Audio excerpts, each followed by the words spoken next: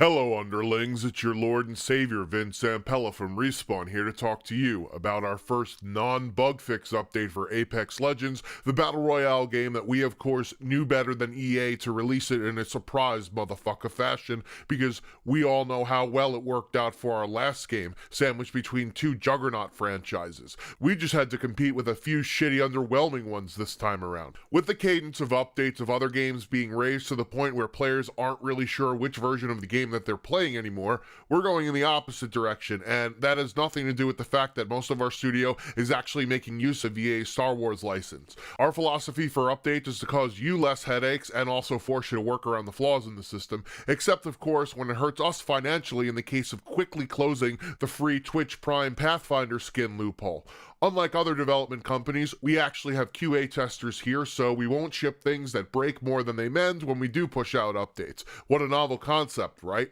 Anyways, for this patch, instead of lowering the longer than Ron Jeremy's dick time to kill by buffing most of the weapons, we decided that it would be better to do less work. I mean, instead nerf the only two guns that people continuously complain about to make each weapon pea shooters. First and most obvious, the Wingman's fire rate has been decreased from 3.1 to 2.6 shots per second, increased the hipfire spread, elongated the hipfire delay, and the skull piercer attachment now has its headshot multiplier reduced from 2.5 to 2.25 for this particular weapon only, so those zero people that love the longbow can rest easy. The second bane of everyone's existence, the Peacekeeper, had its rechamber rate with all shotgun bolts reduced, and for both weapons, the availability has been reduced in all zone tiers, so you'll actually have to try some other off-meta weapons from now on and scavenge these off of the lucky window lickers that could actually loot but not kill. To that end, we've also increased the availability of energy weapons and ammo so that you can now actually feed the devotion like everybody else feeds Lifeline Ultimate accelerants. More on Legends later, as we didn't buff the P 2020 or Mozambique because it's better to have a Reddit full of memes than a balanced game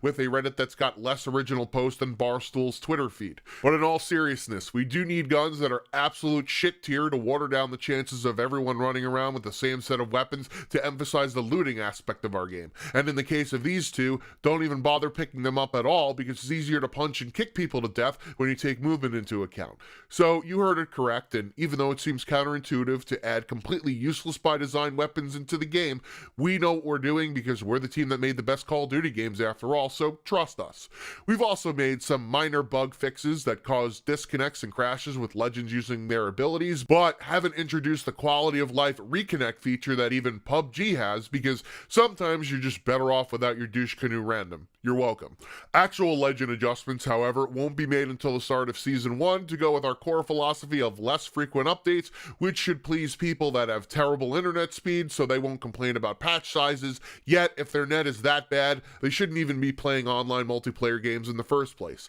The hitbox sizes have been a hot topic like a bad goth store, but we're now mansplaining that we designed it this way on purpose because the characters that are thick, which normally have more health than other hero shooter games, but we can't do that because of the nature of the Battle Royale genre, will instead have their power levels be increased or natural damage reduction so it at least balances out the higher chances of getting hit. Caustic, Pathfinder, and Gibraltar will have their hitboxes resized more appropriately since they are their most egregious filament of the Legends, and if we need to employ the other two mechanics, we will so. We do, however, appreciate your concern for Wraith's scoliosis, but we assure you that she isn't actually an old woman with spine problems. It's due to character design because we ripped off Naruto running, and that's why you could barely hit her, much to the chagrin of Chris Brown. Some other minor balance changes are also coming alongside the hitbox configuration update, with Caustic actually getting somewhat less useless, having the decidedly non-gay traps cooldown reduced, increasing its proximity and radius,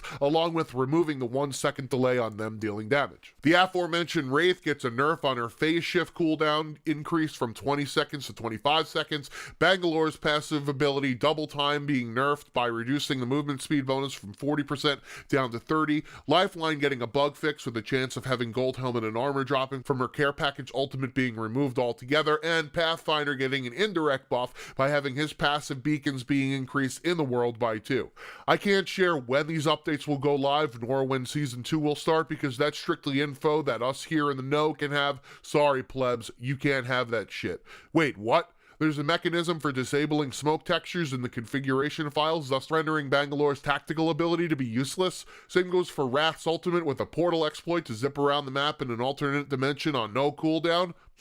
What to do? I know we just said we won't rush out patches, but this seems to be something that's pretty game-breaking, although it doesn't affect the bottom line. Guess I'll just say we're working on it and continue the soon trademark memes. Well, even though Vince seems to think that he knows better than everybody else, I'll give you guys the scoop on all of the leaks about Season 1 and beyond thus far. In my last Apex News video, link in the description in case you missed it, we already have intel that says there will be both paid and free passes similar to Fortnite for the Season Battle Pass, and the release date has been rumored by a roommate of a Respawn employee that snapped this particular picture here, which I'll discuss in a few, to be around the 12th of March, which is this upcoming Tuesday, and also lines up with the Year 1 roadmap that Respawn has already released, stating that Season 1 will start in March. The picture that you see also has the character model of a brand new legend set to release alongside of what appears to be Season 1 by the fact that there is an N-01 shown underneath a cut-off Apex Legends logo. The character model is the same as the one shown here in this character detail screen, with the passive ability being when not getting shot at to restore health, the character cooldown ability being similar to the stim shot in Titanfall, and the ultimate is a movement-enhancing jump pad which will probably behave similar to the balloons around the map that were leaked in code snippets alongside with the new legend. Considering that his character model seems to be around the same size as the smaller heroes, and he has abilities that provide enhanced strafing and movement, he should be an absolute joy to try to shoot at.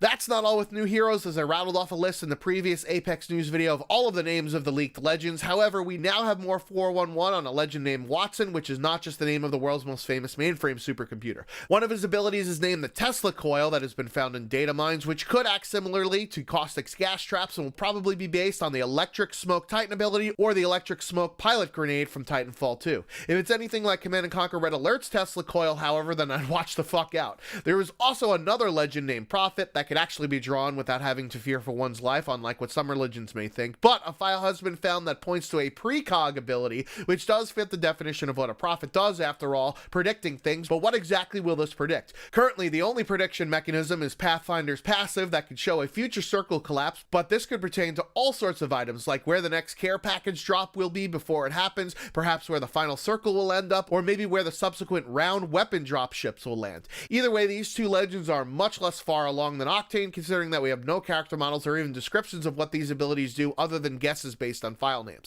Lastly, in leaks, the L-Star LMG that has been found in files has had its damage profile updated to carry 60 shots in a clip with 720 rounds per minute that overheats at 2.4 seconds of continuous fire, doing 21 body shot damage and 42 headshot damage to be the highest raw damage weapon in the game for a fully automatic gun. This weapon seems to behave like the Titanfall 2 variant since there is a cooldown and there's no attachment references, so will this be the third weapon relegated to supply drops only if the stats are this powerful and you can't equip additional beepity bops? We had originally thought that this weapon would drop on the 2nd of March due to the 30 designation of files here, since the Havoc Assault Rifle had a 20 designation and was released on the 20th of February, meaning that the 30th of February is actually March 2nd. However, since there are 30 days in March after all, perhaps we'll get this weapon towards the end of the month, hopefully after Season 1 has already started. Anyways, what do you think about the patch that makes every gun a super soaker instead of actually buffing the shitty guns to compete with the ones that really make you feel like you could actually kill things? The statements about the update cadence have me slightly perplexed and definitely taking shots at other development studios, but hey,